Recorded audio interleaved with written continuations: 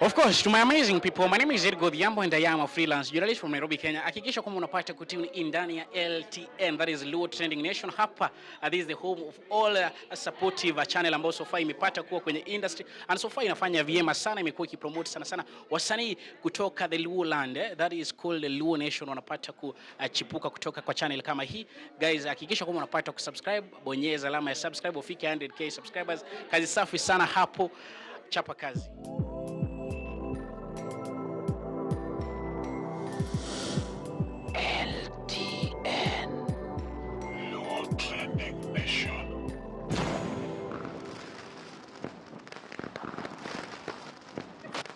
Luo Trending Nation, LTN, the best ahead of the rest. Sawa, we are good to go to Kauna Rateng. Alandoga. Ani mangera. Mari kwa chacha dieri.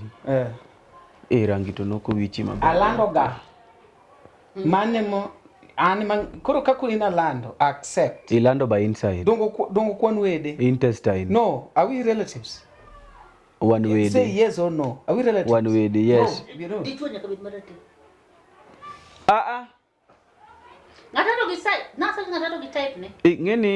Igeni bende sani. Kata kwa wachi. Ng'eyo yare nyaka ne mama puonja en wuoyi malando nege umama. Iya nyo ngato koro. Mano. Let's go back to Okay. Okay. Na dwago but sawa. Back to anyalo answer that. Okay. Back to Ajako's class. We are in. Inen, weru matin. Engimanaka in my lifetime translated. Engimanaka. Asanya ni sanduki tigo gijia boro. Ukibitingo sanduki kende, ukibitiko sanduki manuke. Bori kunyugijia pagare. Moso. Watchman nyangi siendi odicha. Ng'ato nodonjo girio kibitima inalingana na video umekana watu. Ibo fwenyo ni wuoye kamera, a million people are reaching you. Iwuoke mtoka. To ni se yenyo kaka ingi pesa ichopo. Tibo fwenyo ni okinyal loko. Tae. Ibo fwenyo ni okinyal dhiro mtoka ni kendi. They are very small things. Very important. Iwiyo. Ibodo ka koro mama mboga, mama ngaduni mboga cha. Bongisi ni ngama ingo no. Momo sino tujakuwa. Chungana na simu yangu setimile na mbere. To mana kakitima. To kiwuoyo kamacha. To gin my insight ni ndo tukue to simu ya. Kuwa na akiba ya maneno. Menwa monyuola that I celebrate so much. No misani kido mbala. Timgo moro ka wuonu mari. In the next 10 years, kama tozobu kodi, to wuoyo maber kwa kodi. Ibo biro ose yenyo photo. Ibo biro kode dalawa, wano kwang'e ni en content. Ibo kelo nwanyari no korwa to wacho ni madonge mano wacho ni madonge jajaga cha. Ntigi ma katuhero kodo kuhero kodo in social media that not acceptable in the society. Onge ngamba boyeno wadwa katobeda. Onge ngamba boyeno wadwa kendo nyako madioga e kamera. To kaniambo ang'o moji teko misgini ni chuor ngane to giringo. No, I'm vegetarian. I'm ashamed. My mother, I want to apologize. In fact, how do I work in your corner? Everybody who comes close to you must distance themselves from you. Pero lingeni ajak ngeni wuoyo ya? No. Peju gi marel mi nyiero. Everybody who comes close to her and say I'm the boyfriend, must apologize to the public. Those are the pointers. Those are eye openers that I'm talking to you about. And red flags. Yes, Omari will not bring that to my house or to me as a big sister and they want me to accept. Because I never do that. I know when to stop. This excuse you see you ilikuwa content, ilikuwa na act hakuna. Yeah, tuna act too. It's acting. Tonitindo manyiri, kiyudo kakoro chopo ni kumenya yudo attention and go nyule ni wuoth do. You've lost it, my sister. You've fucking lost it. I'm telling you on your face. When you lose everything, your brain, your eyes, your face, to the point that you need to show people your nakedness, you've lost it. Call me backward, call me anything you want. You fucking lost it. Omari, you've lost it. Ampo kalonyore kamera we. Angi mana ngina dwa na team. Maberil be poko wacho ne rach. En choko. Bas. Kanyi ngini poko bu. Choko crach kata no chokna, but choko nenga. To enrich yourself. To enrich yourself. Okiwinjo ka. Omari. Kanga to wacho ni. Omari, Pesliel ga cham. Benz, kidwa dak runda. Put in some work. Go to school. Get papers. Get experience. Get Omari. money. The money will follow you. Igeni abedo kae ndika winjo weche go tigedia. Aduoga paro gimoro achiel. Omari ngeni weche gi nyakwa winji gi sama ber. Tigeni nyaki winji ki in gimoro achiel. Parane ni choso chama ngo odak kanye. Choso de dak nada. Nyingeni no kuma. To the point bugo no da ngato ka odawa Monica. Look at the camera ni. Ngombe. Tuma ngombe. Mapangale. Ya were. Bana daga kata menyero. Bana menyero kama duong. Bana. Put in some work. Get the capital. Do things. It's a Sunday. Beryl. I'm still trying to work with you people. Okay, maybe it's only your definition of work that is different from us. Is it not work? If I can strain, in fact, some of us are doing 10 hours.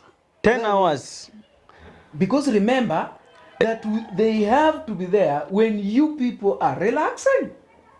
At that particular point where in a normal situation, body is tired, you need to retire somewhere, at least you retire in your bed, you relax. Manda mondo mini watching. So Citizen TV or Laura Mugiro Lord. CNN or Lord. Netflix BBC. Lord. BBC or Lord. In Okaran bana. So that's the entertainment. Okaran. And we are told to learn a new thing every day. So I want to exercise my brain and learn a new thing. Adegi kumiyani. Have I not learned? Better business, or you've not heard where people are collecting millions. You're but thrown in jail. Kwanza mimi wako kori manini kienda in jail migine ni bora follow. Abilo hodi ya pesa. Awacha Yoro kendi. Mama ukiwe. There. Dawa ukiwe. Yeda hito baraja kwe. Gire. Ana kujitinde obiro to wacha ni you are spending money with falling into. Okay, you did a very good Monday morning. Machungirad. Udwa timango. And I can afford a lawyer. You afford a lawyer taking you 10,000. Okay, now only 10,000. You've used my family to abstain. Komana wacho kumaru. No, let me tell you. Ango no begini kose winyonia adwa nyewne sanduk ma 60,000. No, man, this family is coming out to protest this thing. I'm asking you, you would bury more. The money kidora more somewhere. Machungiricho. And they can afford a lawyer. They can afford. Tichako tiyogi mama gini to get money and you what? Joka tamo protest ninya tima usogi nene okoni gobeni tiyogi ni baba the main pastor. I'm telling you guys the shit can go down. With me it can go down. Niluongo baba gi jateto baba gi pastor. The shit will go down. I will serve it to you nicely. Neatly. Fine. But okay, don't get brother gi sister. Brother was somewhere defending. Magito imposters. They're not even related. I'm talking about Ibiro. Iwinjo. Ibiro. Ikawu no moni idora mona. That is me and my brother. Ichako choko goma inken baba wanuteru. My friend, I will serve you nicely. You don't play with my parents' legacy. I protect it for all. Mano tokare koro business no teme mosari dore. Igane osiepe okoyere. Igane. Pokaya. Omari gere kanene. Igane twadhi uso tong e ndara. So jadi mose uso tong e ndara to gin gigorofu. So many. You guys are just greedy. Give it time, give it your all, give your best. And lazy, eh? Yes. Lazy to a way. And greedy. Lazy the one endo. I bet you get footballers that succeed. They come from somewhere. I've read Ronaldo's work rate. There's growth in everything, and the universe will fall. And respect. Yes, even Wakina Inda, Emalan, give me all the Luo names. They started from somewhere. The universe God will give you what you want. But one you know what ma you act wa yudo gari. You want it easy. Kawuona chiu ni to pesa mar gari. Why you want it easy? The God above is a just God. Mtakuwa prison. Utakufa vibaya wewe. Utakufa vibaya wewe. Kimangeyo. Okanya to jela. Koka abira omeudi. Mana pin mana namba to yini miketo to donje oda.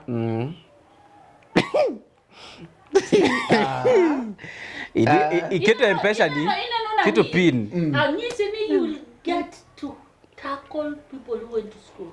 You will get to tackle people who know the rights. You will get to tackle people in this world. And that's the way let me say that's your karma. You will come for me and I don't care who is bullying me. You come for my mother, you come for my father, you come for my family. The shit is going down. TikTok watakuchangia lakini I'm taking you down with you and I don't care. I don't care. Ilaro kodanga moto. Mana tie ge nyinga ge picha moro mabe matin. Tingeni bokanya we no? Okay, I don't have parents right now. I hold my 2 siblings to my heart. Meda Jews. Kiko bede joke. Kiki what jokes ni? Anything that real. Inikuwa mama wangu.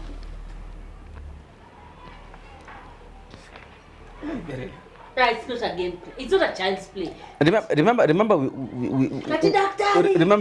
we are coming here. My brother, my friend. Remember we are coming here. We are coming that barrier with the V8 and TXS. Itanisaidia na nini itamfufua? Itamfufua. We are coming there in a way. Utalipa bills zenye daktari alikuwa analipa. Wewe utanisaidia na mawaidha daktari anatupatia. Kwa sababu wewe ni yako. LTM kitu kino live. Alafu Ilogo de state function. As a host, I'm a host of Nini. KLTN Biro are coming as a friend and say funeral ya burial itahostiwa na Nini for free. It's not a chance for you to make money. It's not the time for you to buy a Benz. It's not the time for you to ride an Audi. It's not the time for you to move from Donholm to Karen, my friend. No don pesa no kataka no kachoke. Dongena ina gimolal. Lidongo lala. Nikech ne jok ngene ha jok ino biki ai. Kora penjo mari KLTN ko biro dalawa. Jok bigine. Opondo giro bika. Kuma gidiki. Problem no maber going out marino. But 2 million ma jok ne dhi kolo. Let me watch my parents pay funeral. Look at that. Koro 2 million ni hakuna mtanilia. Koro wanyeo ga nyabi. Wanyeo ga nyawa ginene CX 2 million. Mono dwe wuok ni odhi kama because no mari rit mama wuok to choke liende. Amati wuono marach wa joshiro. Achok lit mama go toy chok e liet. Mama go lit lido. Yamo jago koja iko. Kasi eri mama to ma okay mama to biro to but maru ni te osetho. Mi mege ji bi ko boni mondo. Mara to biro to. Omari gimatimore niya gimomiyo bende ing'eni Jacob ok understand gimomiyo wawacho ni my business manyaka wachaki nikech Omari okinya kona ni adhi e liel mar ng'ato to chokne over 5 million achaka dhi e machielo ochokne over 5 million ang'o mamona majirandwa cha okotho okawach ni baba baba tu we Oh, you love your father. Mama, give up. I wouldn't back you love your father. I wouldn't back of weakness. Where recording? I wouldn't back of weakness. This guy loves his father. No. Call no Benji. He bet Kamoro. Pinyo ko inyangong. Baba wonenda. Tino kama tayo ka TikTok to ko what? To choko gi Facebook. Baba to walo lagi. Maro to kono mawalo but kanyo wanyalo draw the line but koro mato one what are you doing audience my point is I'm market no Marwa to we a call for help in any way that you can but man with the help kwase choko 2 million koro wakendo wa balance wang'eyo ni wamiwuod nikech million tudongo oromo wabiro kasto million bwanyalo chamo to 500 wanyalo miyo unyame to million 3 million to mar automatically wani muno akamu ya iria wani majogi followers wa wani temuru timo gik makelo gweth to ywake liel Katio gibodi umotota mi 500,000 nus million. That's not a blessing. Kenu ngata will be saying like, hero kamano. Timbit mamo migwe. Podan money, timbit mamo migwe. Meeting a sign or a supreme power up here that they call karma or whatever. O follow you. Mtoka minyo gi 3 million mani choke lenda wano nyalo ko di live bali bangi mo kwa yudi inge live bali kumika loka kuje kumo the pincha kache mayu kache chiwo for example kanyo is so terrifying wacha teliari mwalo wache kata Thika Road there's a supreme Thika Road rush Moningo waji egane ati ni iduoko gari Kagundo Road Kagundo wewe Bona ngomi anga inyati kode kumudu aroma inyati kode menat kitengela bitanga bachobin to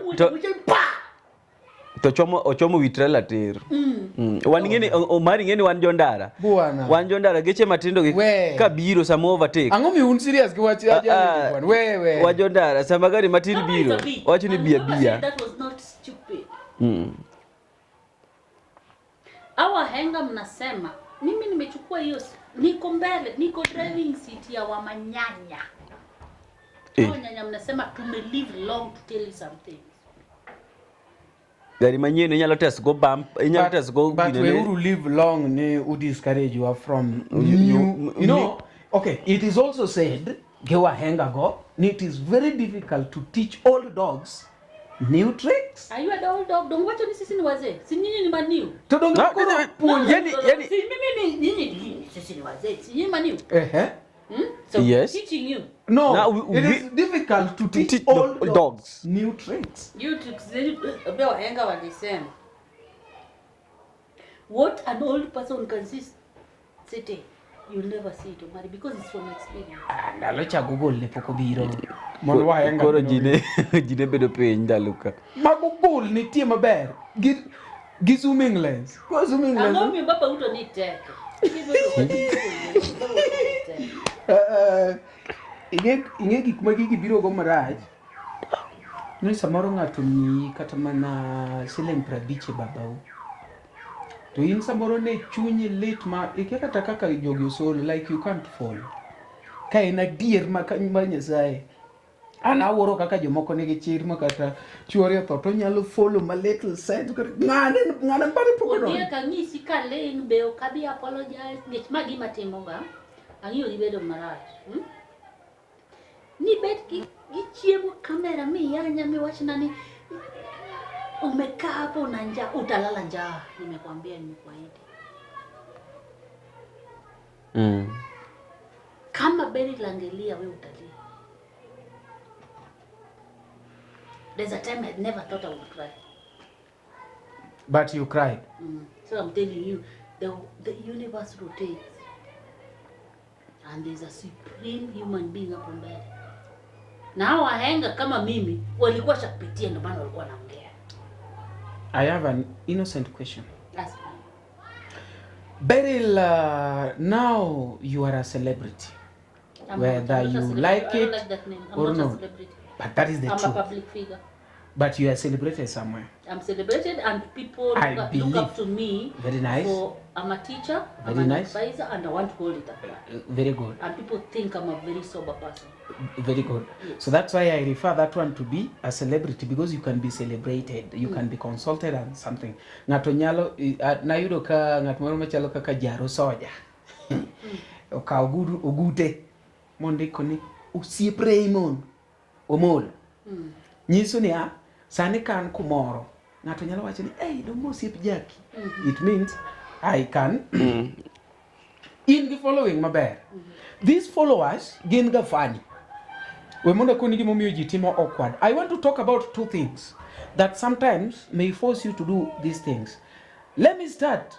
Mana kaka ni wacho ni nitiere gik moko bedo accepted in the society, but some people will find themselves doing them. One, nen wer moleng. Eyoda.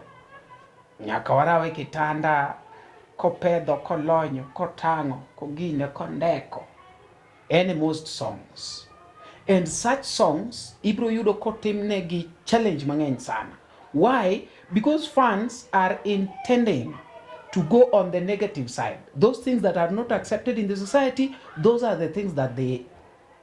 How long do those songs take? I have not talked of how long they are. But now let me ask, at that time, Maggie Sapoti, you are at the peak and you can make one or two things. And gimora mora kata sana mwatimo, itimo mondo at least ine impact. If ka lonya zip matin temia kamera and kamera magombo, kari what about ka golo long tema dongi onyasa tinyalo meda moro kari what about ka yalo meda okay. Rito te kanyalo wacho ni tikech no wacho ni tema ne juu chini kari chini ni kelo we amed time kech wacho ni janeko kotimo gimoro achiel to mira bolo jomoko bo nyiero kino chako duogi iwinjo no layo kino duogo piel kanyo because gicha en courage Umore. Umore. So look at our fans. Before we correct our these people that are a camera, nitiere jok moluongo ni steering energy. Na to wacho ni kineno ka guok gwe sasa to ngama sike nitie. Sika. I want to answer you before you go far. I'm talented. I respect that. You're not going to tell me that I'm talented. 360 degrees. Huh? But my mother had a point of telling me, get education. My parents took me to school. I'm a trained journalist. And Roll Media has trained me. Every year, right now, I am doing short courses. And I have to report back to the college. I studied everything that I do. I'm a content creator. I created myself. You cannot create me. I created myself. I research. I look at my audience. I don't respond to my audience. I'm an unpredictable. Today you do this, today you do this. Yes, I am training right now. I'm expected to have done short courses, zile za 1 hour. By July, I should be having not less than 20. I'm enrolled in LinkedIn. LinkedIn. So Royal Media expect you to go to class for 1 hour every day to learn. Knowledge is power. I will always go back and refer to people and tell them, go back to school because knowledge is power. Is power. The moment you respond to your audience, you lose it. Mnasemanga mimi ni mwalimu kwa page yangu. Nimesema. The moment you respond to your audience, why did you start? Where do you see your product? Where do you see yourself in 5 years? Shun what you resent. Look at the market. Look at how it works in the market. Jackie is researched. People think it's just about, and I want to correct this. It's not about that dress that guy puts on. I act with him. I researched that content. Jackie is not taken to the airwaves just like that. There's a storyline. That the merits, there are mechanics about that story. I'm the one who is writing it. I will never respond. Yes, kila mtu akona import yake in that program. I listen. I listen that I don't interact with people, but during comments, me usoma. What you want, what. Everyone thinks that Jackie is just stupid. That's why Jackie's results are not out. Nani alisema Jackie ni mjinga? The audience wanafikiria she's just a normal girl. She's what everybody thinks that a normal girl is doing. At that age in secondary, she's doing everything that as Nini is doing. Huh? Don't be shocked kama Jackie amekuwa daktari na amekuja kufunza watu. I'm the right of that thing. Never respond to your audience.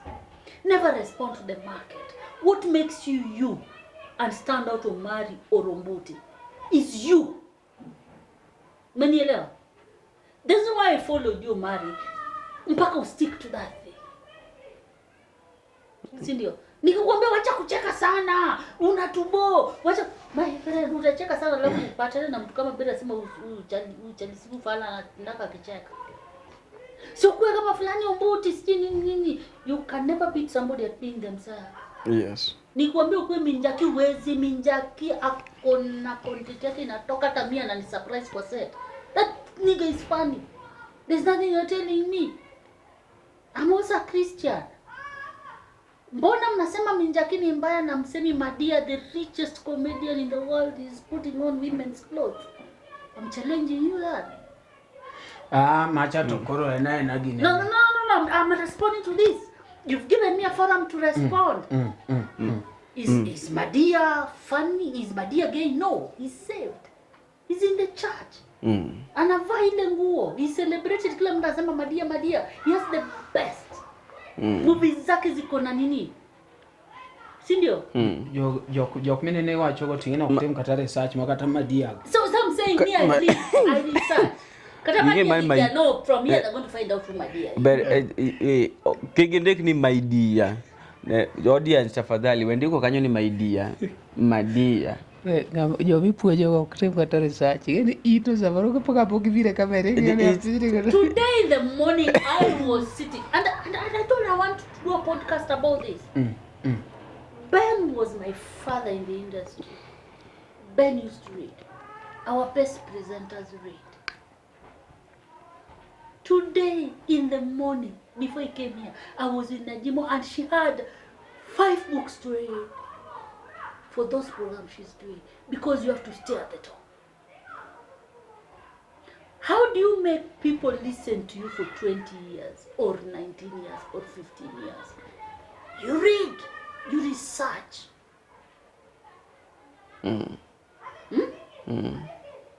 It's not about, hey, Kawuna Biroka. What makes you stay at the top? The research. One of the rules of this, it's not never respond to your audience. You're the masterpiece. You're not a copycat. So you're not going to refer to somebody somewhere. Stick to your game. Do it well. And remember, I'm not Jackie. I'm a senior producer for Royal Media. I make these people. I advise these people. I talk to them every day. I'm telling you what I'll tell them. What makes you unique? Wewe hata huwa ugari kwa kamera, enda ugari uone vile audience wako wenye wanakupenda wanakutoroka. The fake ones will come, but the original one. LTN. Luo Trending Nation.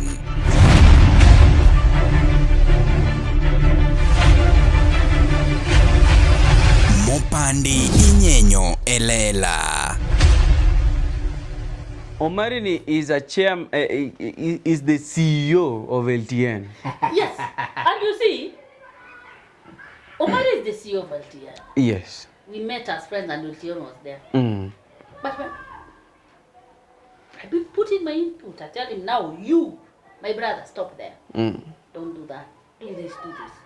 Where do you see LTN in the next 5 years? It's in my place to ask. I'm transferring knowledge from the other side to this side. You see? So when I go to the camera and I see, I'm not so heavy on TikTok, I'm like, yes. He's no longer, yes. We are somewhere. We need to move. I told you to look for that book from me. The spoken word.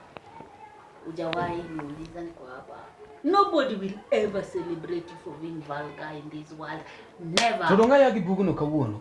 Nobody. The power of the spoken word. Kawuono is the day Momari beki kidiketi buguno ibotanda. They saw buguno. No, he has to bring it back. I have a library, so yes, it has to be. My friend. Ambe wikora chak pakora matin. Pakri. Ke di e simba na madala. Malo matin madonjo ka agutorano. Hey. I have books there. Omari reads. He's teaching his audience that is insane. No, my reads. Omari reads. For those people, when I talk to him, he's reading. audience, Jok Monge Omari personally Omari is reading. For free. The nigga reads.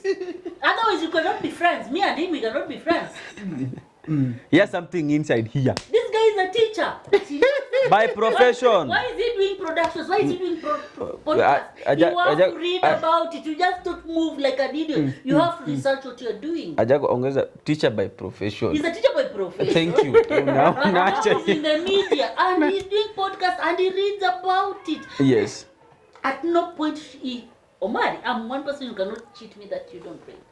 Even how the microphone works, mic placement, sound, delivery. You read. Why you're cheating your audience to be stupid? Not stupid.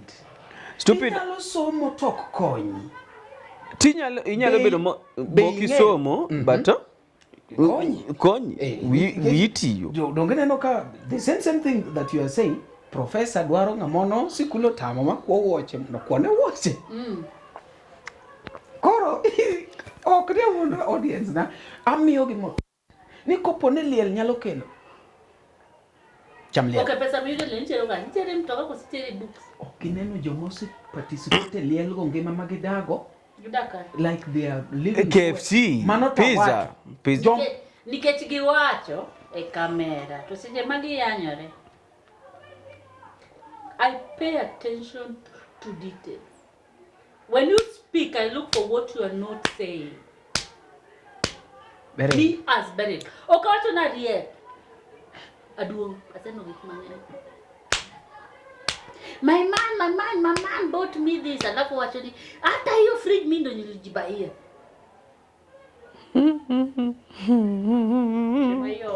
Lakini koro huyu hakuwa ananisaidia na mimi lakini koro ngeni bende kocha kwa dugo chien.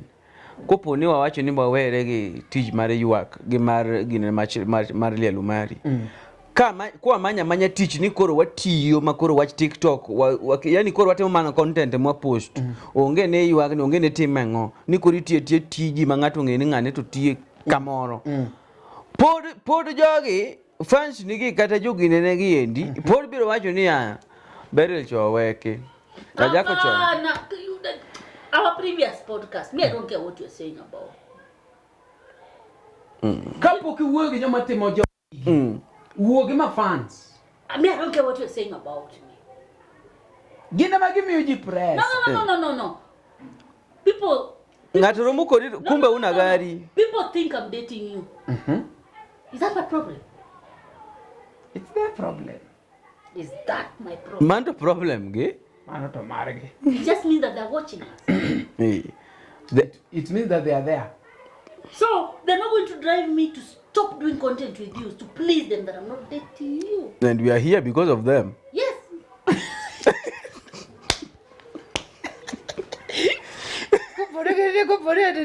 Sawa. Hey. Lisa, if you think I'm dating him, sawa. Tukoro kipani katambe ndio weka. Sawa. Sawa. Sawa. To pesa ok mari ng'ama weka no complain wawinjre uru. Ng'ama weka no. Aningeni ng'ama weka genda nyalo wacho nyinga nyasachielo mari kawuono awacho nyinga ng'ama weka. Kenda kuna audience an kawuono ng'ama weka mari kata ka jako winjo. Ng'ama weka en koch. Mane ma every month ayudo pesa machamo machulo go rent. Kara ajako wacho ya. And you see, you've just given them what they want. Where I get my money, what I do in my life is not a problem. Consume the product, not me. So that is what Ajako is saying. Because Ajako and Beryl are not, we can never marry. Oknyal mix. You are my students and I want you to learn this. Give less of Michael. No, it's Michael. Give less of Nation. Si umeweka Omondi in the public, Somboti, hiyo ndo wa consume. Si umeweka Omari wa consume. Si Ajako unataka consume, wa consume. My children, my family are not part of this journey.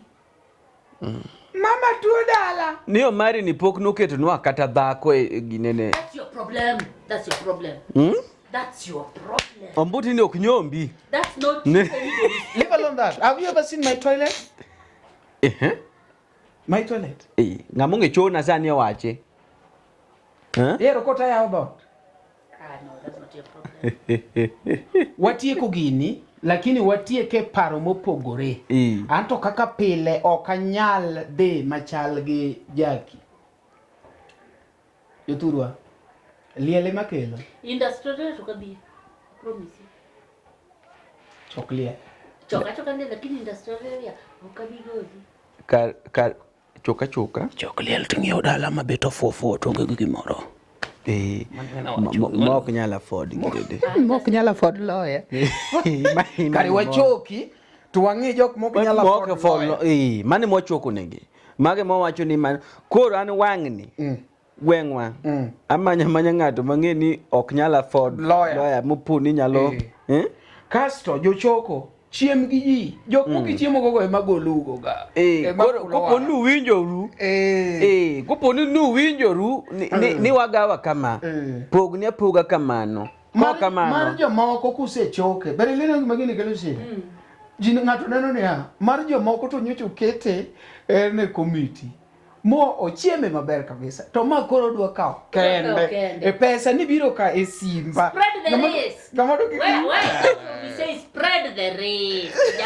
Just spread the risk. Don't be greedy. What ya? Yes, spread the risk means ni yani. New stakeholders. Meku. Data max stakeholders onge ngama bukwodi.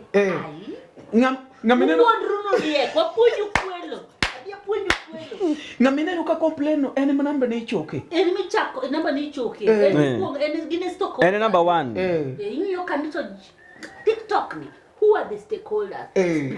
Spread the risk. Mondo million odonji. Yes. Ili no odonji kendi. Ya kwa nyalre. Omari. Adikaka. Mane mokadho rwagi chiro. Adikaka. Ichilaje. Adigo chudo siep na maoni ya wendo. Kona nene ya ngamani mochari kanyo magwengwa. Content creation needs research. You have to do research. Do it. Yes. Dokoro. Ngamani mochari kanyo. Ningane. Sell your idea first to the family. Let them back you up. Omari. You cannot start from the top. Bede gi namba Masawa ichako gi gwen. Ichako grassroots. This guy was your pastor. Go back to the farm, do your research. Then Godfather. The you work Nairobi. You work Nairobi kapoki dineno. You work Nairobi faint. I'm coming with this. I'm coming with 1 million. You promised the family 1 million. So they're like, huh? They good idea. They fraud you the face. You What do we get TikTok? What do we get TikTok to quotation? They come in, everything you say. Inya kata mana mako gigisimbi maler no. Iwacho ni yawa wan jodala Sell the gisimbi. idea fast and lie properly. Be an actress like me. So research nyaka teme field mora mora. Obari. Seal the loopholes. Who is the favorite son? Who is the richest son? Who are the most Ngama wiye tek. Yes, who is chairing this To committee? ngama chendo ga. Yes. Mage miketo pamoja ikono So genia. when you appear in public, you are backed up with this family. Mani ngeni be chuno ni nyaka invest kech samede no be nyaka wene gi No, mambo 10,000 mamari. No, mambo mi pesa maonge. It's an investment. You're looking for money here. Research. How much do you need to get this, and what are the profits? Profit and CX5. Choka dek to yudalo ngina chiel man. You've done your investment and you're looking. You look at your targets. You don't just. Mise wacho ni wena uru sanduku wena lao Wena uru mochari. wena mochari. Koro mano kwa moto. Igeni ka ukigeni. Mani koro you own the whole thing. Just say, my father is dead and fly there. Usego picha gi family kirwako We are in a meeting. Okne you are two bedroom. The most important, you are in this committee, the most important people in this family, and they're feeding you. There's nothing beats like telling a good lie. And then family be are in contact sin ichopo kanye. Yes. Itimo nango. Maire ka. We.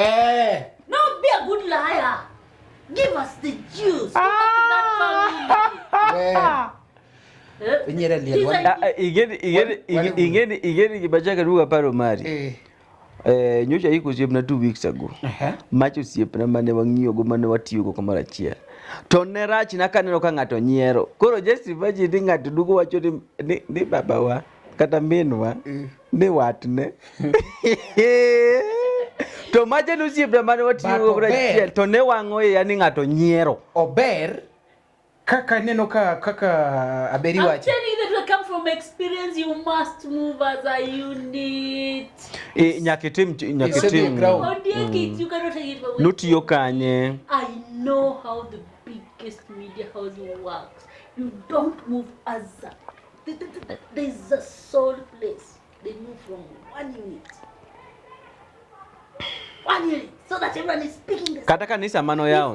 If you're going for this product, we go for training. And then when we come into pop, we are speaking the same language, we're selling the same product. Hakuna mtu atakuja kupop holes till the loopholes. Ingeno mari mae mane ben kuro chwe thumni iwacha mani ngini sareo. Bana pokineno kiwacho ni the pros and cons.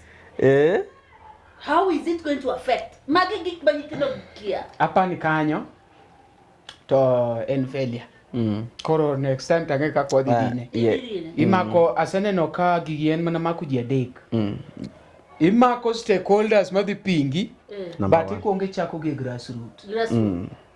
Koro kise di grassroots inge research, inge mano nyuole, inge nyithinde ginang'o giromo kanyo. Maka poke donyo no wach pesa to nise kuonge miyo wayuoluji. Yes. Moromo wa. Kasti imanyo kuonde moko mutuch dala chama ki mention to late. Kokini chiege maduong kore late. Chiege matini. Nyathine ni goria nyacha. Machielo ni goria nyacha. Moro yo kuot wakiana ngo matemo. Sell your narrative. Nicely. Give a letter. Ni moro koro to ka ede CBC. Anyango de ko jore dare. Kore ka yo kuot.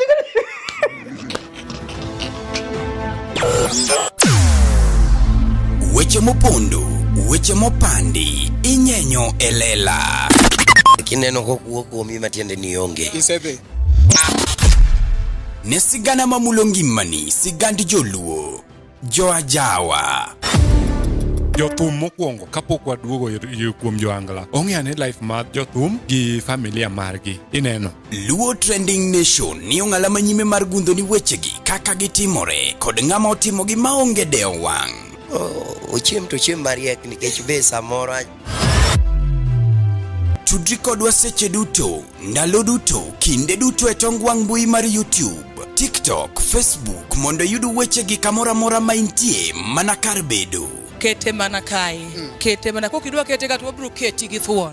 Luo Trending Nation, LTN, the best ahead of the rest.